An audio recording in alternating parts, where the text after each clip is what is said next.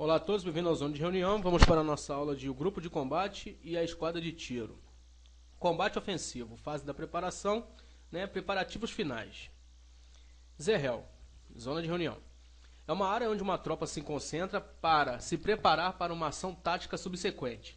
Ela deve prover cobertas e abrigos, bem como segurança contra ataques aéreos e terrestres inimigos. Ela deve também ser suficientemente espaçosa para permitir a dispersão da tropa no seu interior e dispor de bons acessos até os eixos que conduzem para frente.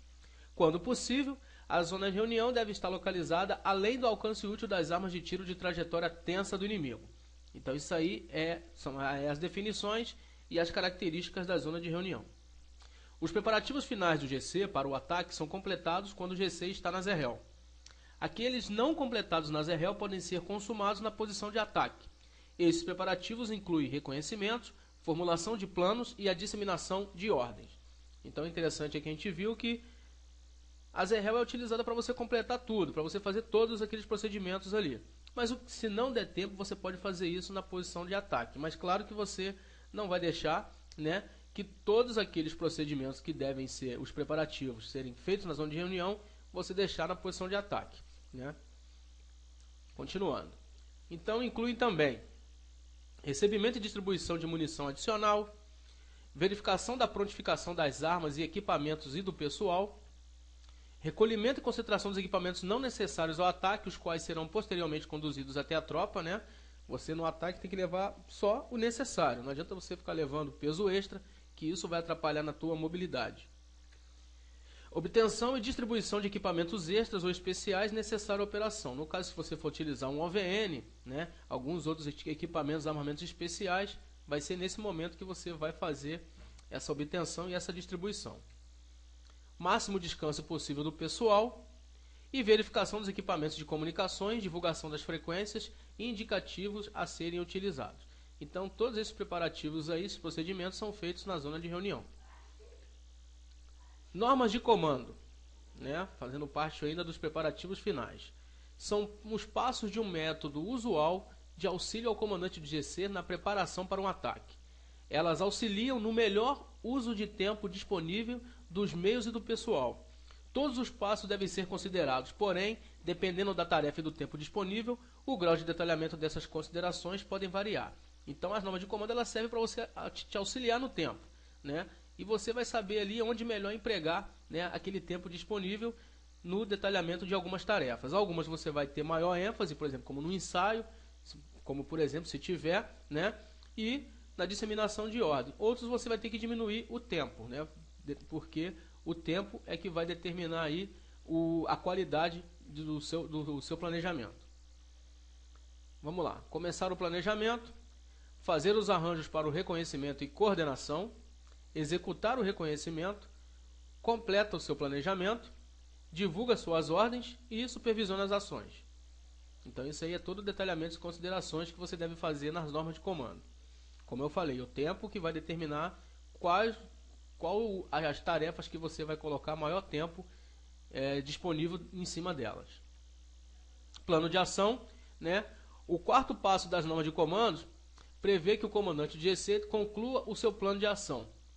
Para tanto, o GC, no caso, pode executar uma manobra pelo flanco da posição inimiga ou abordá-la frontalmente. Divulgação da ordem de ataque. Ao concluir o seu plano de ação, o comandante de GC divulgará a ordem decorrente. Caso seja complexa e detalhada, ela poderá ser escrita, mas normalmente limitar-se-á à disseminação das instruções necessárias.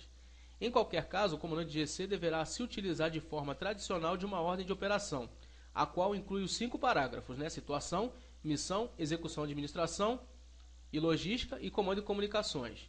Então esses parágrafos aí vocês vão ver bastante depois, futuramente, que são situação, missão, execução, administração e logística, no caso é um só, e comando e comunicações, que também é um só. Se vocês contraírem, vocês vão ver que tem 5, Então é bom a gente saber quais são esses parágrafos aí, na ordem de operação. Continuando a fase de preparação, nós temos agora o movimento para a linha de partida, que depois de deixar a ZREL, o GC avança rápida e continuamente até a linha de partida. Se necessário, pode ser feita uma curta parada na posição de ataque, para efetuar uma coordenação de última hora e assumir a formação de combate inicial.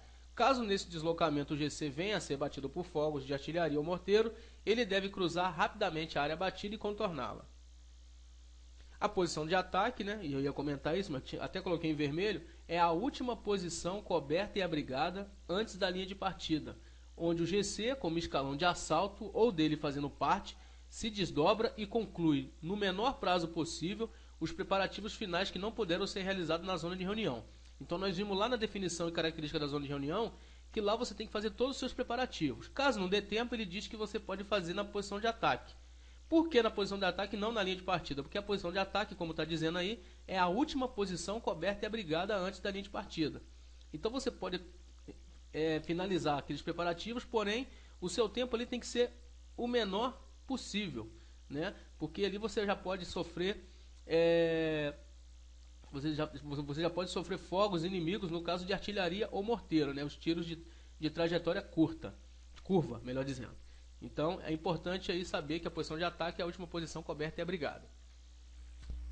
Temos aí a marcha de aproximação, né? Que nós falamos lá da coluna de marcha, depois falamos da coluna tática, né? Mas não falamos da marcha de aproximação. Falamos sim que se caso o grupo de combate, o pelotão ou a fração que for, se ela tiver em coluna de marcha, em coluna tática, se ela se encerrava na zona de reunião, ou se ela enganjasse com o inimigo, ela se desdobrava em marcha de aproximação, né? Então, quando a marcha de aproximação, nós vamos ver a definição aqui, né? Ele deixou a Zerrel, ou então se ele engajou com o inimigo. Então vamos lá ler aqui, vamos parar de ficar detalhando muito, porque não há necessidade. Marcha de aproximação. O GC deixa a Zerrel e prossegue no movimento em direção ao inimigo em um dispositivo de marcha de aproximação. Nela, os integrantes da coluna podem estar total ou parcialmente desdobrados na formação de ataque.